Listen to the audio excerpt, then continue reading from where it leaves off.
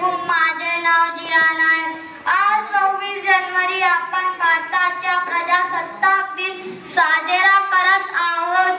प्रथम सर्वांना प्रजासत्ताक दिनाच्या हार्दिक शुभेच्छा।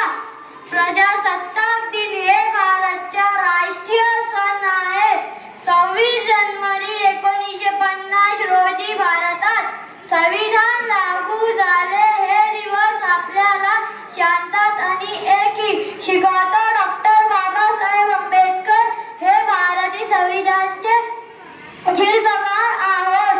हे दिवस शांतता आणि एकी शिकवतो। मला भारतीय असलेल्याचा अभिमान आहे। अनेकांनी केले सर्वांचा त्याग, अनेकांनी केले सर्वांचा त्याग, दिले देशासाठी बलिदान।